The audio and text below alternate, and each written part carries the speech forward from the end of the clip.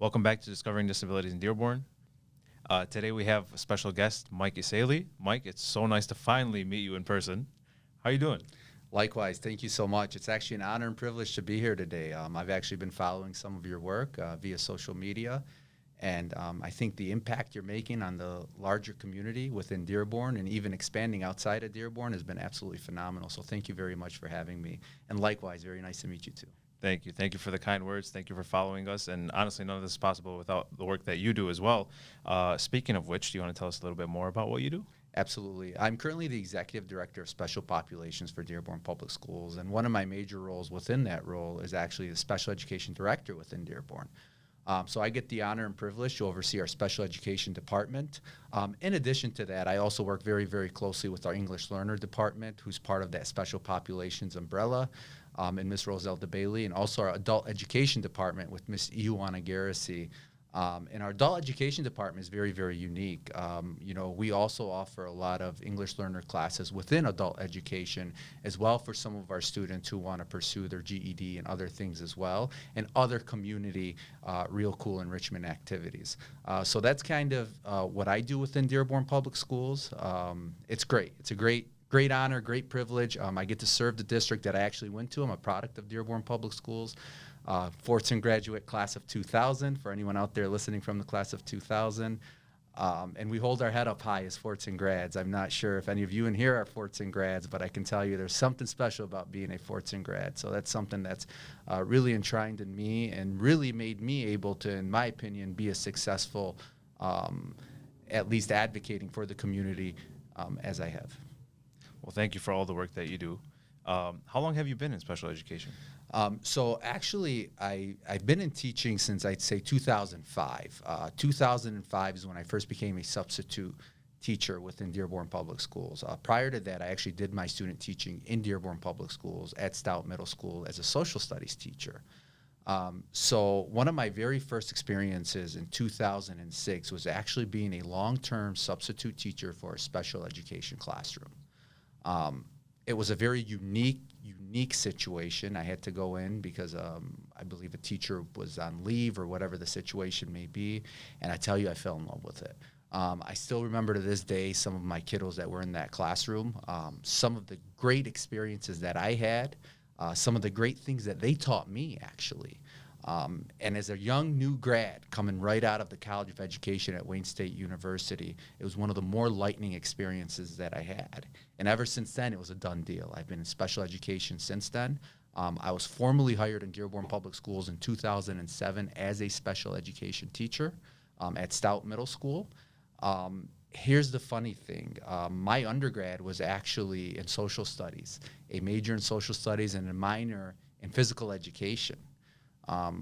So at that time, the job market and the economy was very different than what it was now. So it was actually very, very challenging and difficult to get a teaching job under the general education perspective. Hence, because of my experiences as a long-term special education teacher, there was actually an opportunity to open up at Stout Middle School to allow me to be a special education teacher. And I absolutely took it. Went back to college, enrolled in Madonna University, got my post-graduate degree in special education from Madonna University. Then it was all a wrap. From 2007 till about 2013, I was at Stout Middle School as a special education teacher. And then in 2013, I actually transferred to Etzel Ford High School for one school year to be a special education teacher there, and that was also another phenomenal experience as well. Then I became the assistant principal after that at Laurie Middle School for 2 years under the great leadership of Principal Miss Rima Yunus. And then second year, I started to hear some rumblings that there was going to be possibly some special education administrative positions opened up, specifically as a special education coordinator. So I took it upon myself to email our superintendent, Dr. Maleko, and say, hey, if this is a possibility, I'd definitely be interested in it. So I interviewed for that position in the summer of 2016, and I was granted the position of special education coordinator.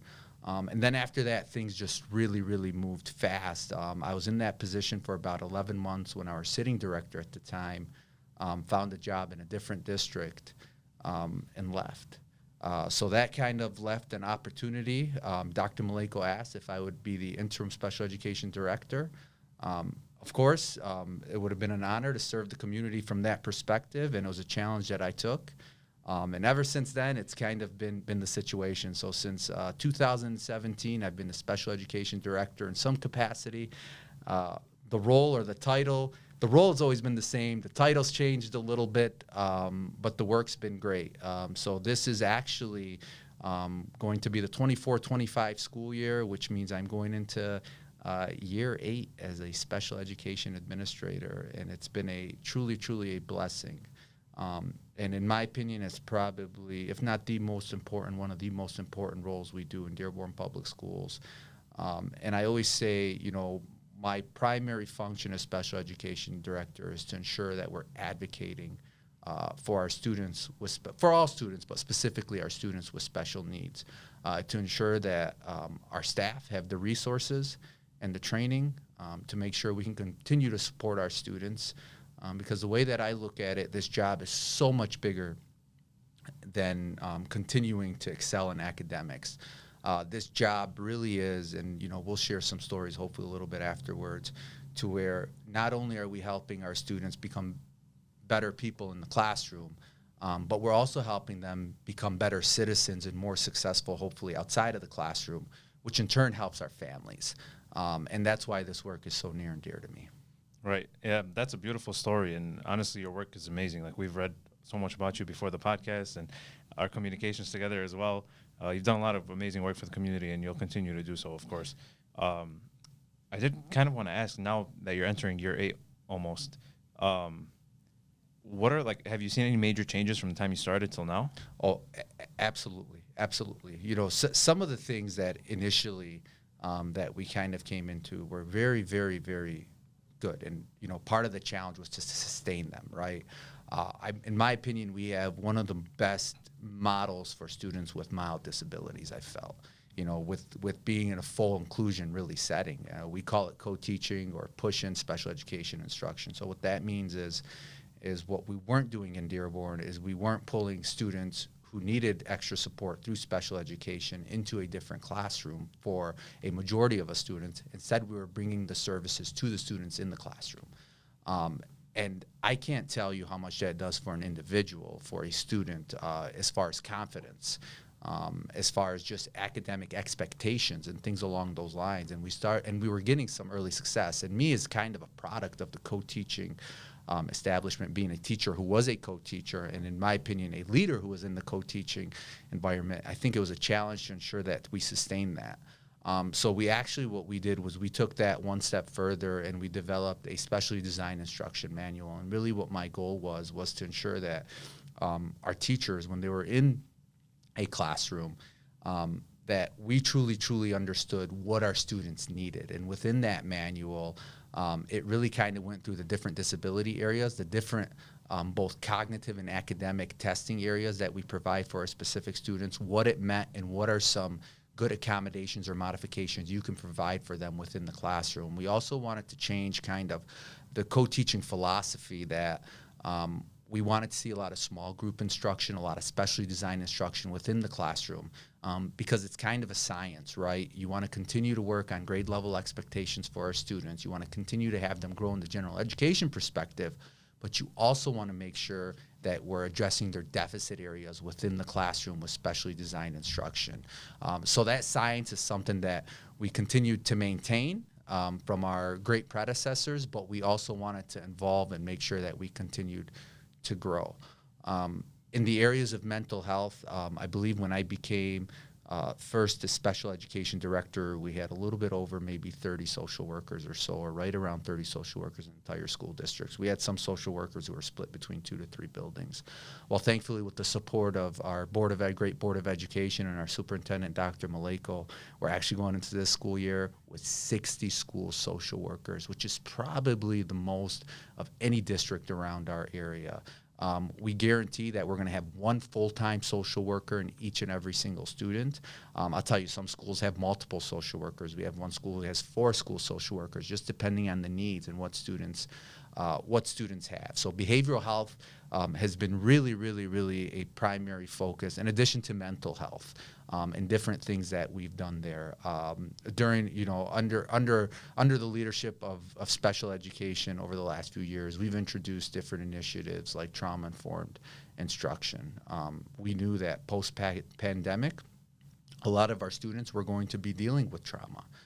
We've also known historically in Dearborn Public Schools, especially being a huge area where we get a lot of immigrants from other countries, specifically war-torn countries, that trauma is a serious impact of some of our students and something that they deal with. So we wanted to make sure we equipped all the teachers with, hey, what does trauma look like? What are some things we can do when we are dealing with student with trauma, or what we call them in the world of behavioral health, high ACEs. Where they do have many, many signs of different trauma and things along those lines. So those are some things that we've been extremely proud of. Our autism program continues to grow and continues hopefully to flourish. We are going into this school district with roughly 30 classrooms. And again, I'm going to rewind back to 2016 when we only had about 9 classrooms. So autism's growing. It's growing very, very rapidly. So in addition to that, what we've done is we've tried to really cater to specifically our autism, community with some different things.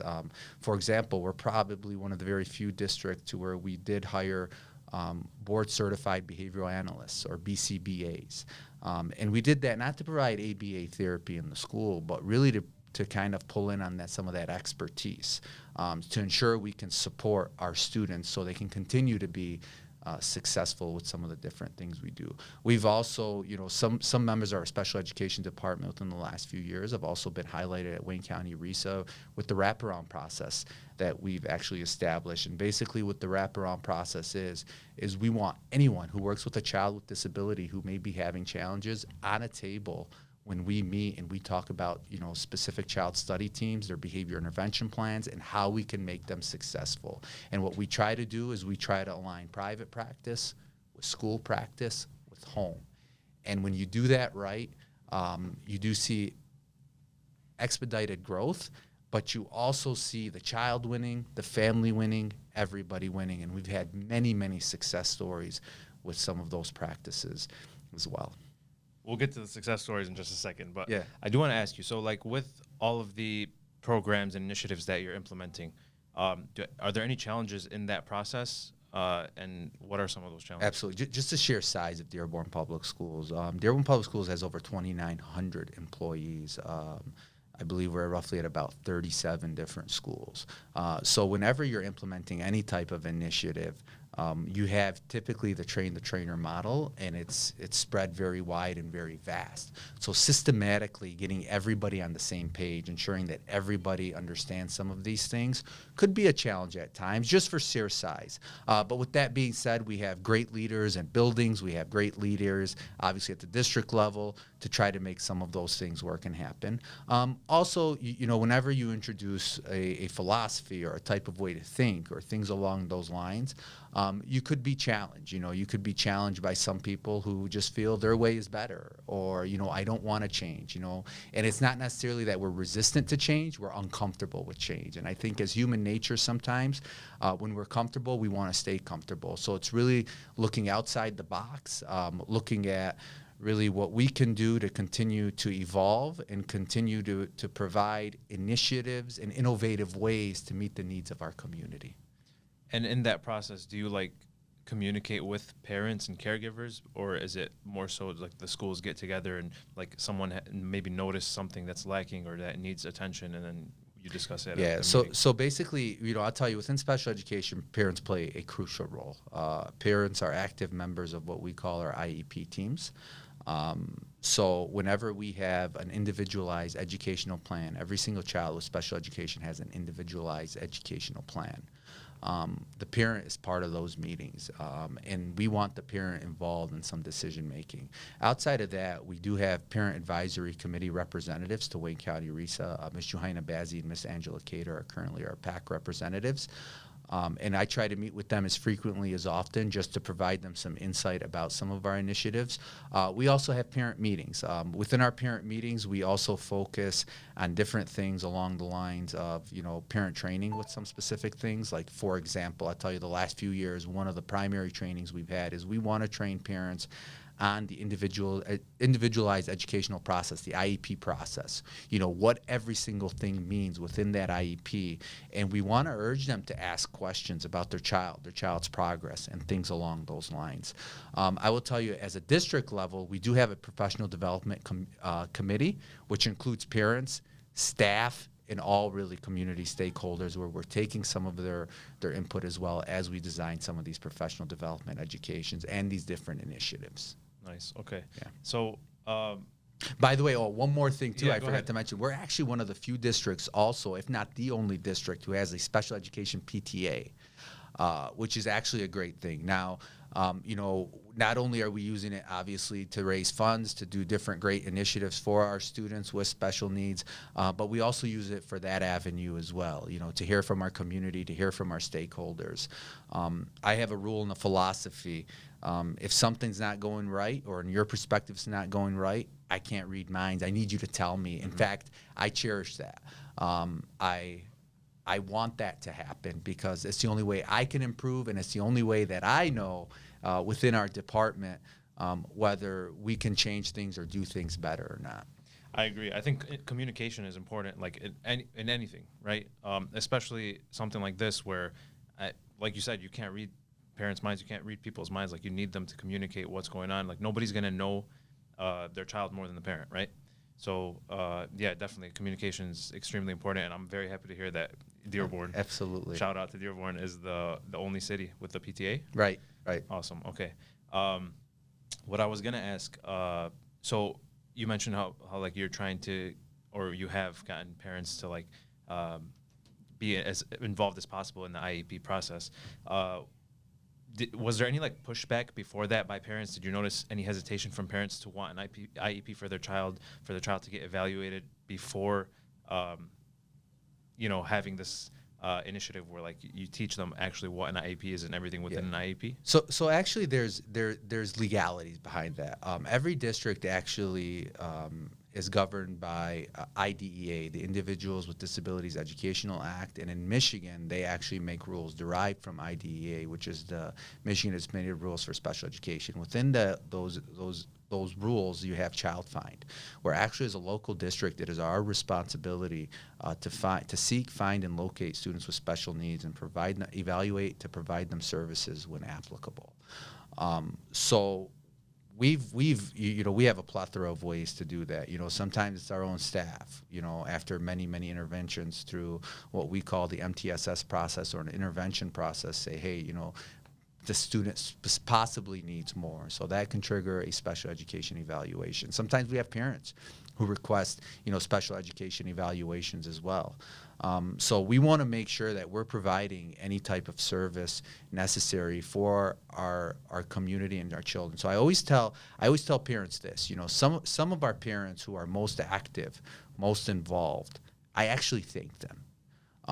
Because I've said this in the past, and I know this is an old adage, we hear it all the time, but it truly does take a village, and I do especially think that that's true for special education.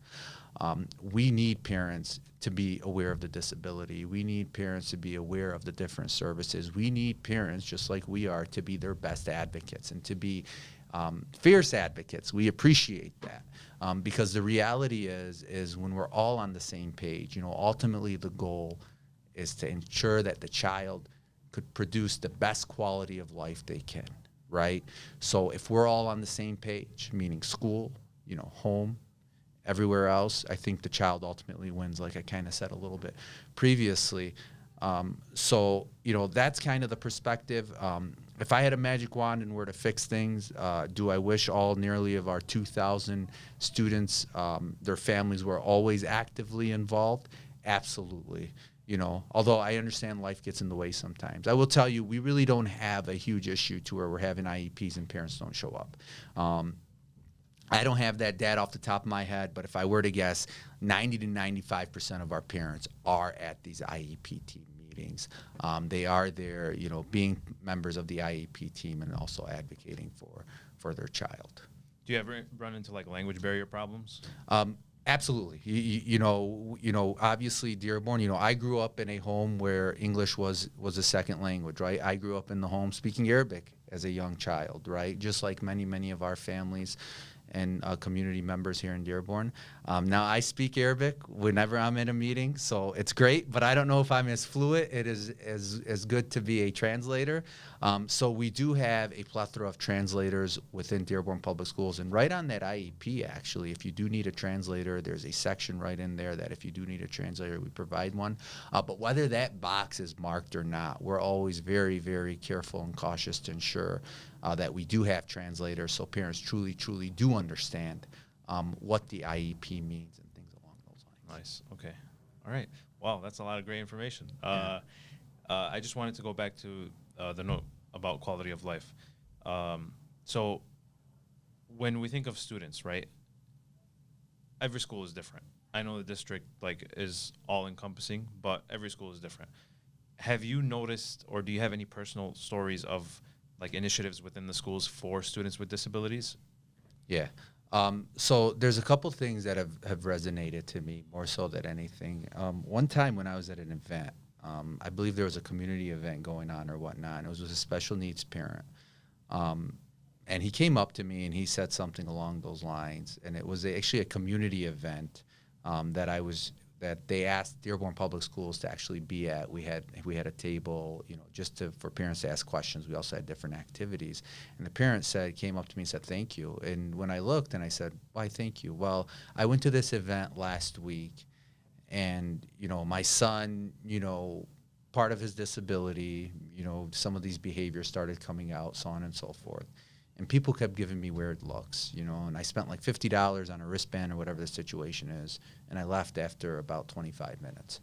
That broke my heart. It really, really did. And right there was kind of one of those moments where I said, okay, our job is just bigger than the academics. We have to figure some things out to ensure that we're providing opportunity outside of school for all of our families.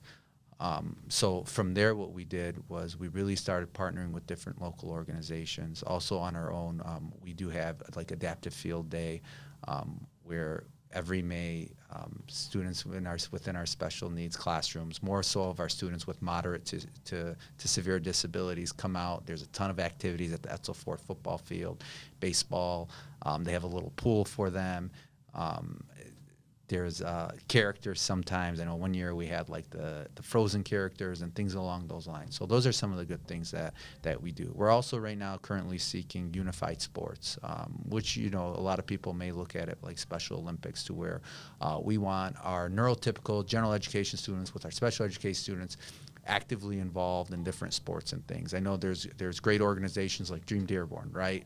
Blue Hands United, LAHC, that are really, really providing access to different things, whether it's through cooking programs, right? Whether it's through basketball games, whatever the situation may be.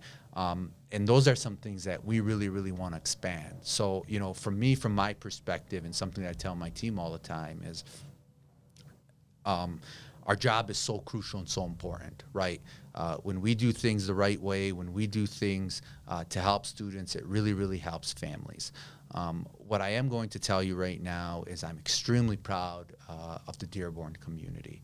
Some of the great things, again, like this podcast. You see the Dearborn City now getting involved with sensory hours, right? With different things to make things more accessible, but even bigger than that, to make things more welcoming for some of our families with children of special needs. And you do that through education, right? You do that through building awareness. April was Autism Awareness Month, and I'm sure that you're familiar with all the wonderful events going on, maybe not only in our schools, but also in the community as well. And as long as we continue that momentum, I definitely tell you, I do believe that our community is on the right track. Inclusivity is huge. inclusivity is very near and dear. It's very important to us. And you hear from families all the time, sure, we can do separate things for special needs, but sometimes you do have families that just want to go to the thing that everyone else is going to, and making sure that it's accessible.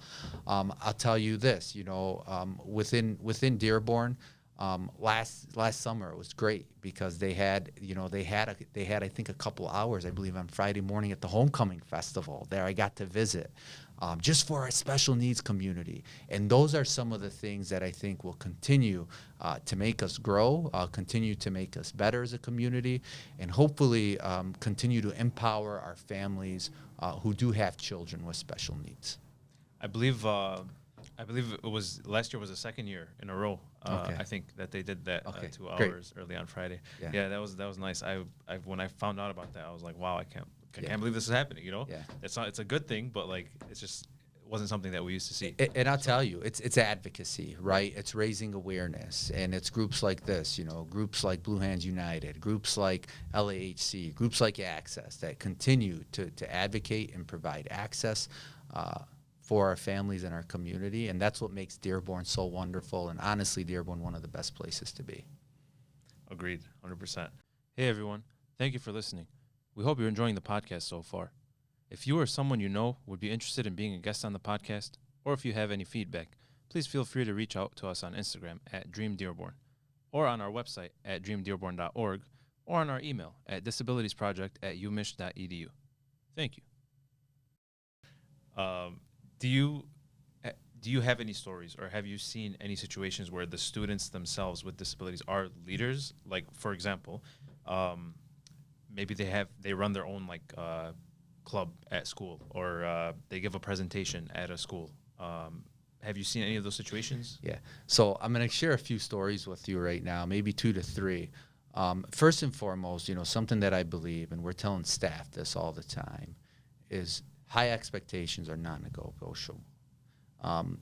There is sometimes a stigma in society that if a child has special needs that they can't. Well, if you walk into my office, there's a poster that I cross out the word can't and I put can.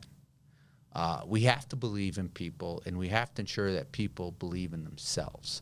And that's where you start seeing success. Funny thing, as I was walking in here today, I saw one of my former students. And I'm pretty sure Naveen isn't going to mind me mentioning her name. But she actually inspired me. I was a very, very young teacher at Stout Middle School at the time. She was one of my very, very first students. And she taught me perseverance. She taught me that anything is truly, truly possible. Now, Naveen's a very, very smart child, and I'm not saying it in that sense. I'm saying it in the way that maybe society may look at her, right?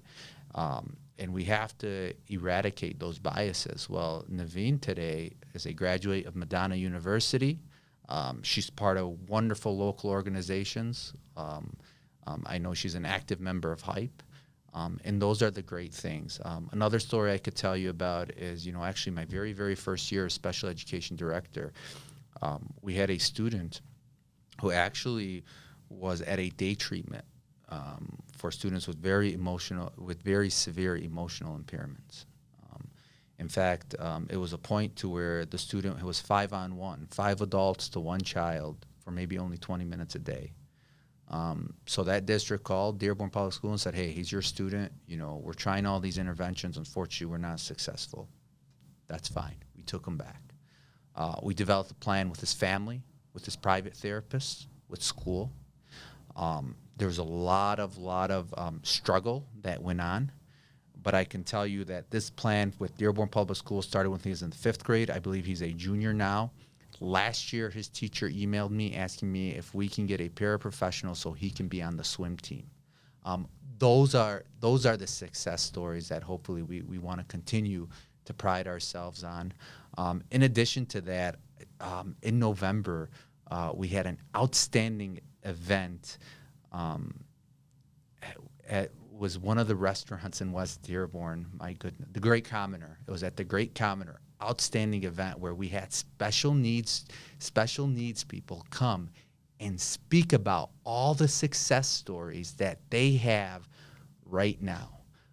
there was a few stories that truly, truly resonated with me. One of them was one of our former students at Etzel Ford High School who's currently working for DTE. Another one was an entrepreneur who actually has her own baking company and selling cookies. And they're actually all in our local community stores here in Dearborn. We had another one who spoke about his autism, and he's still in school, but he spoke about his autism. And what was so resonating and so impactful about him was he spoke about the biases that he endures as a student, that he endures as a member of society, and he squashed them all, saying how smart he truly is, how aware he truly is.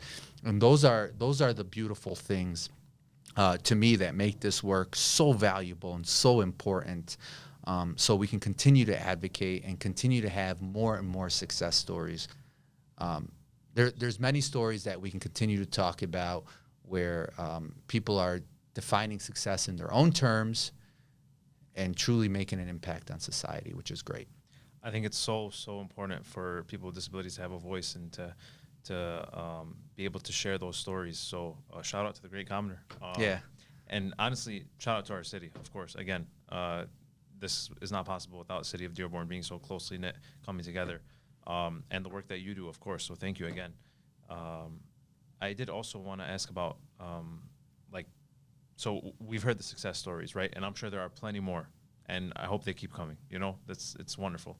But what about challenges, whether they're for students or for you yourself working in special education? Have you, maybe one of the biggest challenges or a couple of big challenges that you faced? Yeah. So this is a pretty complex question. So I'm going to answer it in different facets because I think you have challenges in every single specific avenue. I think I've alluded to high expectations, right? So we're going to continue to work on eradicating biases and providing, every single child with high expectations. And I'm not talking about just the school community. I'm talking about society in general. So that's definitely a challenge. Shout out to the Dearborn Public School District that actually created an equity series, right? And part of that equity series was we actually presented on ableism, on believing in every single child with special needs and making sure that you do have a high expectation so they can achieve and they can meet their goals. Also part of that equity series was talking about biases, right? What biases do we come to the table with? How do we eradicate some of these, our own internal biases and some of these stereotypes, so our students can continue to be successful? I can tell you that's one challenge. From a professional management perspective, I'll tell you the shortage within educational staff is truly a challenge. There is an extreme shortage right now in special education teachers. It's such a wonderful profession that's gratifying in so many great ways. However, unfortunately, we're just not having, the interest to go into that field anymore. So, I want to be an advocate, and I tell this all the time. I'm blessed and privileged to where I get to partner with Wayne State very, very closely, Wayne State University. I'm also a Wayne State alum. And every single year, at least twice a year, I get to go present at one of their seminars. And one of the things that I tell all their future teachers is keep your head up. This is such a noble profession because unfortunately, whether it's mainstream media, whether it's public perception, our teachers don't get a fair shot. They are truly superheroes without capes. The impact that they're making on the lives, not only on students, but on families, honestly, is something that we need to glorify, not only in our community, but in the country overall. So that's going to continue to be a challenge as well.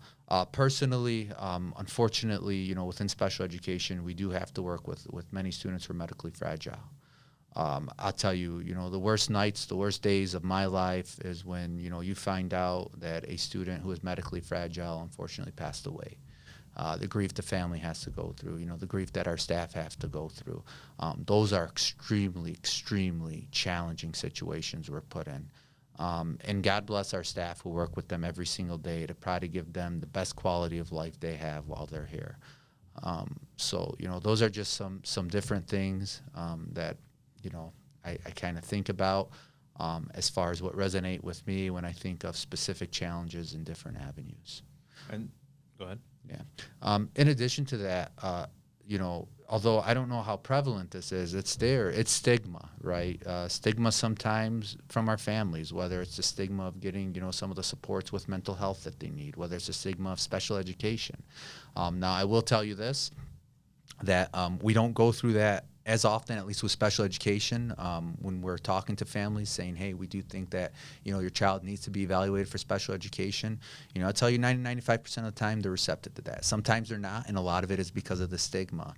So it's working through some of those specific things that we really try to do to ensure that families know that it's okay to be in special education. Also, I could tell you something one of my predecessors told me, one of my very, very first mentors told me, that I think has resonated with me, is that special education isn't a place, it's a service, right? Special education isn't that classroom down the hall, that we're sitting in. It's actually a service we're providing that you rightfully are entitled to and that you need, right, to hopefully close some of those areas and make some of your non-strengths, hopefully try to make them, strengths. Per se. So those are just some things that we'll continue to work on within Dearborn Public Schools. I'll continue to work on within the community as well. And, if you talk to any educator, any administrative educator, they're always going to tell you funding is another challenge, right? I do know that Michigan, within special education, within the legislature, has been a little bit more progressive over the last couple of years with funding for special education. But I can tell you that at the federal level, that's not the case. The Individuals with Disabilities Educational Act, when it came into inception in the 70s, it's been since then underfunded vastly. In fact, I had one of the honors and privileges a couple of years ago. I think it was 2022 maybe, to actually go to Washington, D.C., to listen to some legislators, to meet with the legislators and advocate for additional special education funding. We're still waiting for it. Hopefully we can continue to get that. Now, in Dearborn, I can tell you we're blessed. We're blessed with a great Board of Education. We're blessed with a superintendent that truly, truly cares about special needs. So we within our department have a model that I believe has trickled out everywhere, that we're going to do whatever it takes, despite some of these barriers and challenges, to ensure that we're providing the best quality of education for our students. We're very, very aggressive with grant writing within our department. We're very aggressive with doing different things along those lines, so we can continue to maintain, our department. I could tell you that back in 2016, the department was at about 380, 390 staff members. We're well over 600 right now. And yes, we've grown, but we've also recognized that we want to give staff the opportunity to do the great work, not just the good work. And in order to do that, we have to free up some of their time. And they don't have to be well versed or trained necessarily in disability advocacy or just dealing with people with disabilities, right? If they're passionate about it and they want to learn more, it's a very easy, simple process. Oh yeah, we'll always help you. If you're interested in, funny story is just yesterday I met somebody who was at my son's soccer game, who had a bachelor's degree, was working, and really wants to go into education. I actually gave him my cell number. Don't know this gentleman, but gave him my cell number and said, hey, give me a call. I'll help you. There are some qualifications, whether you want to be a teacher, a social worker, a school psychologist, an occupational therapist, a paraprofessional, a physical therapist. There are some specific criteria you have to meet through licensing, through the Michigan Department of Education, or LARA, that I can't do really much about. Also within our district, we do have some qualification for paraprofessionals too, because we want the very best. But with that being said, there's always routes to take, and we'll always help and assist you. For any community member, please, reach out to me if it's your passion and something you really, really want to do. We'll try to help you get to that goal and really, really start helping people, especially our people in the special needs community. And how can people contact you exactly? Feel free to email me. My email's all over the Dearborn Public Schools website, ESSEILM@dearbornpublicschools.org. Feel free to give me a call at the Special Education Office. It's 313-827-7050. Typically I'm very, very good with returning phone calls and whatnot. I do give myself a 24-hour rule. But the 24 hours is an exception. Usually I try to get back to people as soon as I possibly can. Okay. Well, thank you very much for that. Oh, you're welcome. I did want to go back to something you mentioned earlier, way earlier in the discussion. So you mentioned ACEs. So what I'm curious about is, first of all, what are ACEs? Yeah. And second, are there any like programs or initiatives to kind of help with identifying ACEs and maybe preventing them even? Yeah. So ACEs is adverse childhood experiences.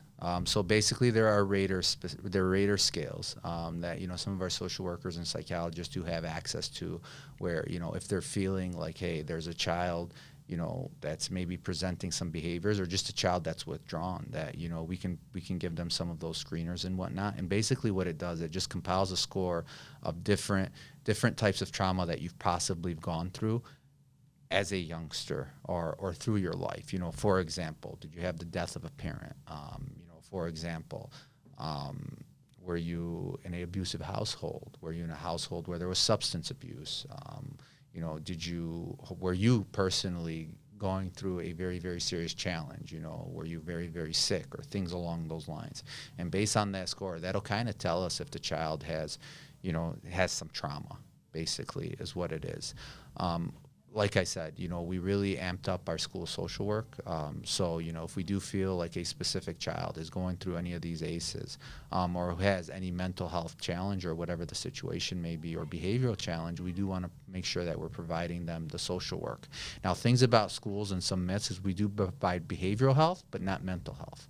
With that being said, we also do partner, like right now with Access, where they do have some specific, there's a couple schools in our district where they actually have a clinical social worker there.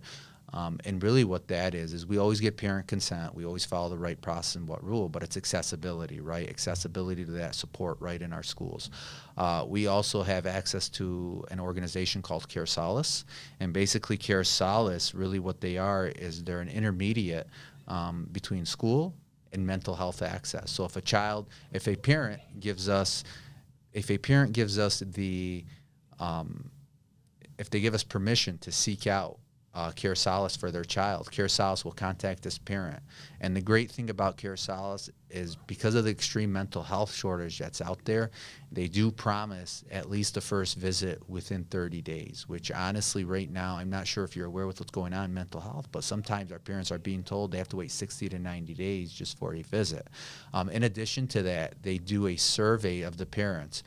Would you like a male or female therapist? Would you like one that speaks Arabic? Would you like one that is Muslim? Would you like one that is Christian? Would you like, things along those lines? And they'll seek out the perfect person that the family really wants.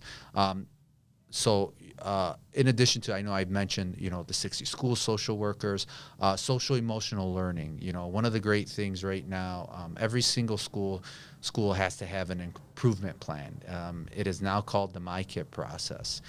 We obviously have the academic improvement plan, right, which used to be, I can tell you, the primary one. But right now, we also have a social, emotional, or affective improvement plan now, too, which is 1A and 1B.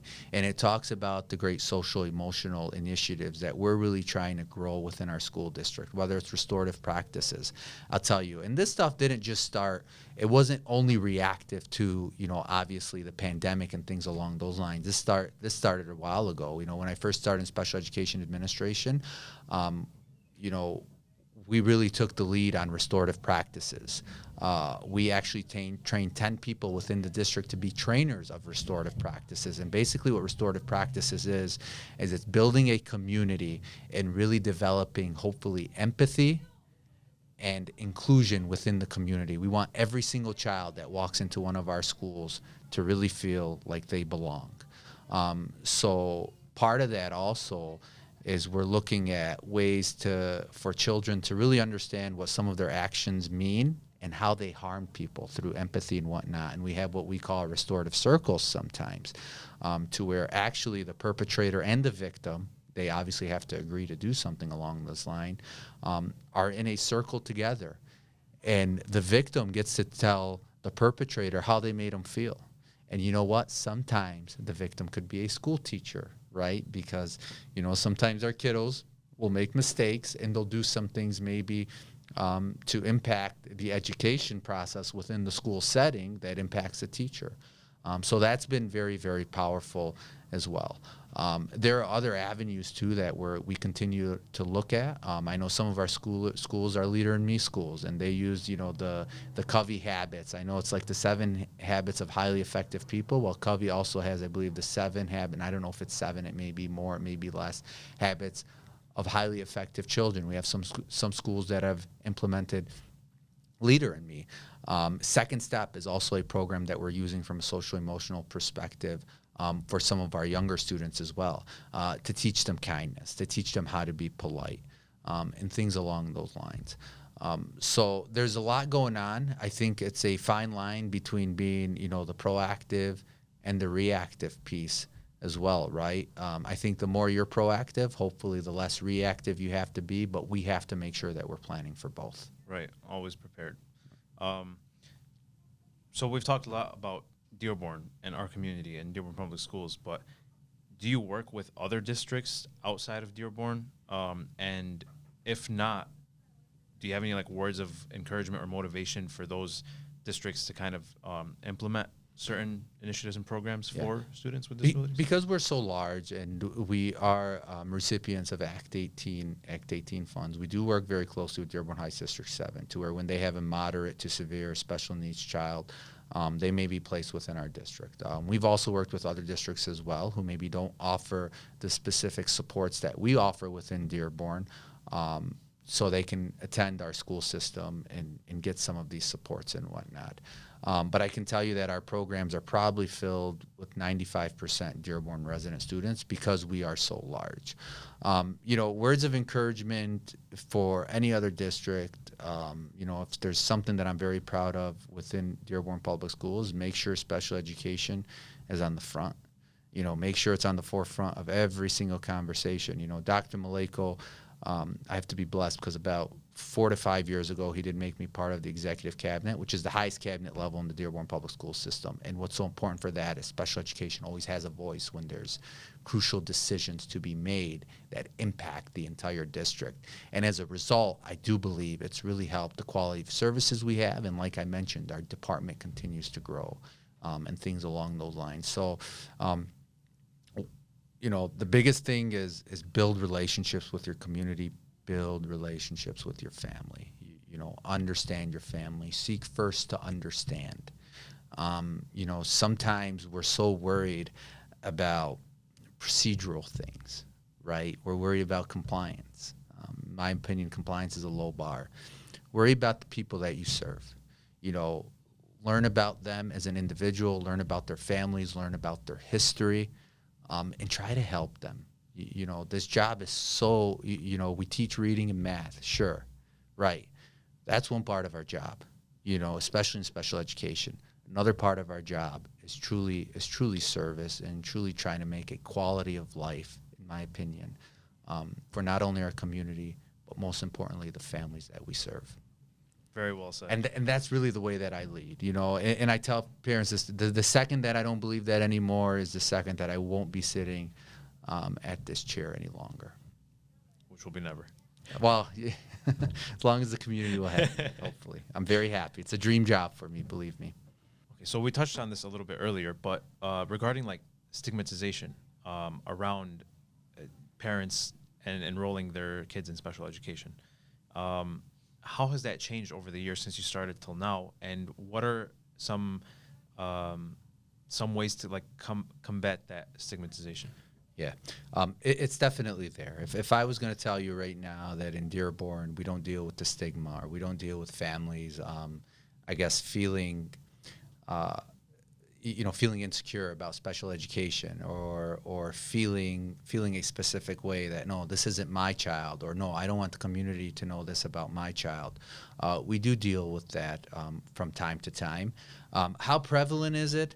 I'm not going to tell you that it's a huge issue in the community, at least from my perspective, but I will tell you that I've dealt with it. And ways that we do deal with it are community partnerships, are making sure that at the mosques, through organizations, through different things along those lines. We say it's perfectly fine, if your child does have special education. We work with our principals. I spoke a little bit about our equity series in ableism, right? So ableism actually was presented to all of our principals, all of our general education administrators, right? In addition to that, we started presenting it to a vast majority of our teachers. And really, sometimes they're the front line that hear these specific conversations. I could tell you that one of our special education coordinators, Dr. Rola Bazzi-Gates, she actually was a former employee at Access. She was also a former social worker. She does a lot of work in that avenue. Really, sometimes what it comes down to is sitting the parent down and explaining to them, one, you're protected through all these protections. That's sometimes that's the first way that we kind of get them in, is telling them, hey, you're protected. It's not like we're going to go advertise this. Nobody will know your child has an IEP or situations along those lines. Ultimately, the way that I like to put it is, listen, we're telling you your child needs help and support. If the doctor were to tell you that, there was some medical issue with your child, you wouldn't even think about it, right? Although, this may not be necessarily life or death, this does mean quality of life. Allow us to support them. In addition to that, we're going to help them, and you're gonna reap those benefits. Sometimes it's not special education per se, that there's stigma, but I tell you, sometimes I've dealt with the stigma of maybe going into a more restrictive classroom. And when I say that, I mean a classroom that just offers more intensive supports, right? I kind of mentioned earlier, we're very proud of our inclusion rate within the district. In fact, as a district, we're graded from the Michigan Department of Education within indicators, and part of them is how many of our students are spending a majority of their time in general education. We've never not met that indicator, so we're very, very proud of that, and we hold our head up high. But we're also aware of some students who need specific help and supports, additional help and supports that maybe we just can't offer with the push-in services or through that specific setting. They may need more intensive support in a smaller setting with a specialized teacher. Sometimes we're dealing with that, at times within our special education district, and really the best way to combat that is just education, explaining the benefits. We take parents on our visit. We show them what we have to offer, and we let them know that we want to partner with them within this entire process. I think the best way to combat that is to normalize special education, to make sure people understand that it's okay. It doesn't mean, and we shared some success stories a little bit previously. Special education isn't the end of the world. It's just, hey, it's an additional support and service you need in order to be successful right now. And I'm going to go back to kind of, the quote I shared with you earlier from one of my predecessors, is that special education isn't a place, it's truly, truly a service. And the same thing we deal with mental health. Right? We have so many families within the community. I can tell you that as a community, I've seen some great things with mental health. I was at an event probably now about a year ago, was actually held at Salina Intermediate, where it was kind of you had leaders from all aspects talk about it's okay, to say your child has a mental health issue, right? Because we know what mental health issues or undiagnosed or untreated mental health issues can lead to. They can lead to substance abuse. God forbid, they can lead to suicide. They can lead to so many different things that if we don't advocate and intervene right now, the consequences could truly be detrimental. And the best way to do it is to ensure that we continue to have not only school leaders, community leaders to say it's okay. It's okay to seek for help. It's okay. The support is there. Let's take advantage of it. We're so blessed in the Dearborn community, Dearborn School District, that there are so many educated individuals who want to help. We need to take advantage of it. And I can tell you this right now, and this is for all the listeners who maybe are dealing with the stigma right now.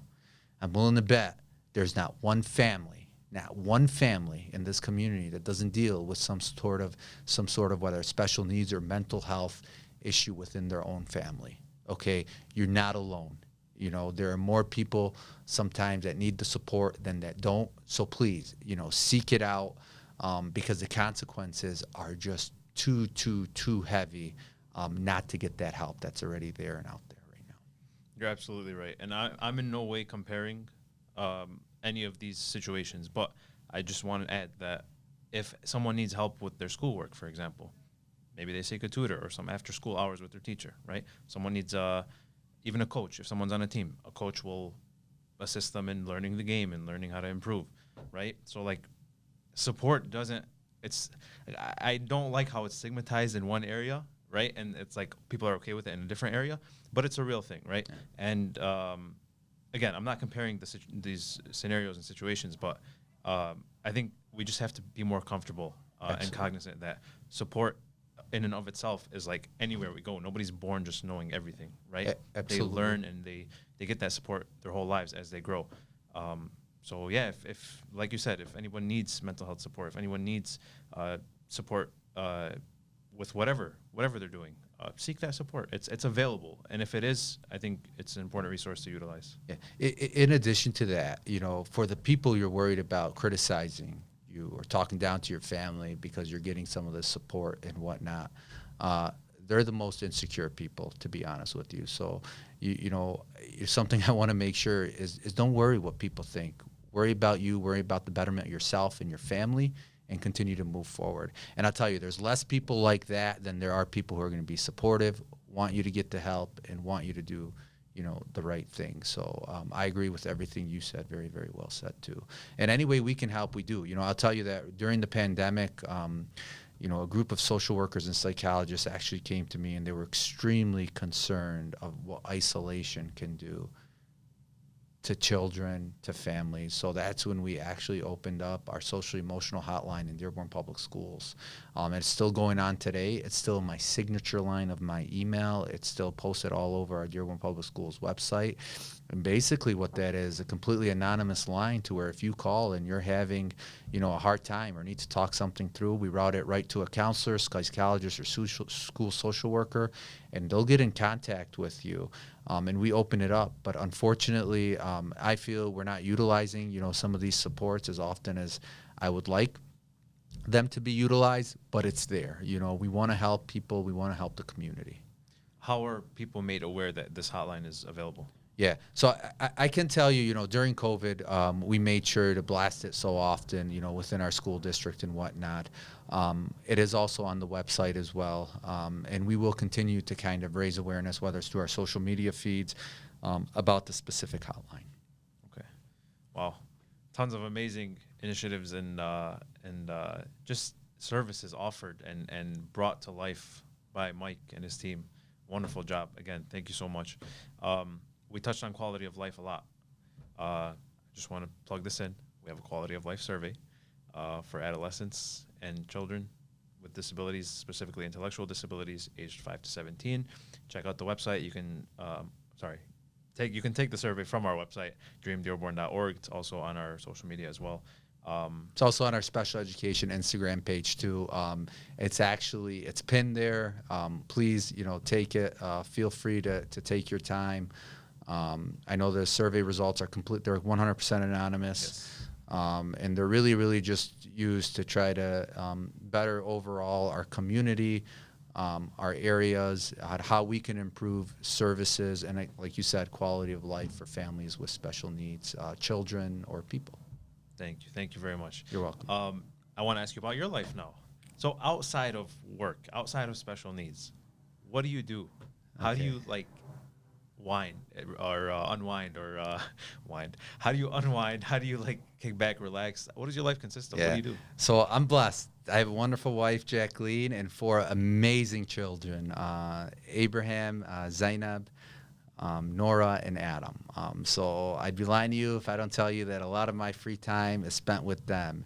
And we're very, very, I'm very proud to say, and I raise my head up, we're very family oriented. We do everything together, right? And that's the reality of it. We love spending time with each other.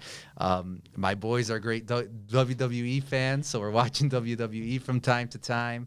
My girls, they love gymnastics. They love Taylor Swift. I think that's pretty much pretty common around the nation right now. So we're always trying to find different interesting things to do together as a family. I spend a large majority of time with that. Personally, I'm into fitness. I like to work out. I think that for me, when you talk about, unwinding and maybe just trying to relax, I do, I'll do some workouts, every once in a while here or there. That really, really helps me. I'm also a big football fan. I know we're in Lions country, and deep down, everyone's got to be a Lions fan, but I am a Miami Dolphins fan. Okay. Yeah. I thought you were going to go towards the Cowboys. I was like, no. That's my brother, actually. So we give him a hard time all the time about that. But I'm a Miami Dolphins fan. I know football season is right around the corner. So we're excited about that. But if you were to tell me, what's my number one thing, it's family. It's really, really family. Spend a lot of time with my kids, my wife, and it's really the best thing I can do. It's the most enjoyable thing that I can really, really do. But that's it. That's beautiful. Okay. Thank you for sharing. Okay, so I guess do you have any other comments or questions to add, or? Just thank you to Dream Dearborn. Thank you to the community of Dearborn. Thank you to the listeners. And, honestly, we want to help. Our model within special education, we said it before, is whatever it takes. We'll continue to serve, and I hold my head up high, and that's very humbling to be able to serve this community. And if you ever need anything, please, honestly, always feel free to reach out to me with any questions, whether you're a parent of a child with special needs, whether you're not a parent with a child with special needs, whether you just have some questions or whatnot. We're here to help. And we do truly have an open door policy. We want to see you. We want to hear from you. We want to partner, with our community and our families. Thank you. Thank you for making yourself available to the community. And just goes back to what you were saying about you yourself being family oriented, right? Dearborn's like one big family. So definitely amazing, wonderful services, wonderful personality. And reach out to him, guys. If you have any questions, please ask. I have one last question. We end off every podcast with this question. And basically, the question is, what is your dream? It could be your dream related to anything, not necessarily just like disabilities or special education. Could be life in general, but it could be disabilities, special education. You can also have multiple dreams. But what is your dream, Mike? Yeah. To continue to eradicate marginalized, right? To continue to make sure that everyone's given a fair shot, and that's honestly my life's work. Actually, real funny, and it's kind of started in high school. I still remember as a senior, and I actually got suspended for this, believe it or not. We had a younger, I think I was a senior at the time, freshman was being picked on by one of the older seniors, and I made sure to step in and just to advocate, right? So honestly, hopefully my advocacy for special needs, for all marginalized populations, to really make an impact and make a difference and better the quality of life for people. On a more, I guess, instant or short-term goal, hopefully to ensure that we're bettering special needs services from top to bottom for students in Dearborn Public Schools, which includes, hopefully I could tell you that we're always talking about, great facilities for students with special needs. So that's something that hopefully, I'll continue to work on, with some of the district leadership and whatnot, to try to make a reality. Wow. Well, wonderful dreams. And like you said, hopefully they will one day become a reality. I have no doubts. Just after meeting you after this podcast, I think you have, again, wonderful personality, and I think you're very, very passionate, and that's going to take you very far, even further than it's taken you already, which is pretty far. But with that, thank you very much again, Mike, for joining us and sharing all these wonderful stories with the community. We do look forward to having you possibly again, if you're interested. And thank you to all of our viewers watching at home. Please make sure to follow us on social media, Instagram, Facebook, and TikTok, Dream Dearborn, and check out our website, dreamdearborn.org. Thank you very much, and we'll see you on the next episode. Thank you. It was a pleasure being here. Appreciate you guys. Thank you. Thank you so much.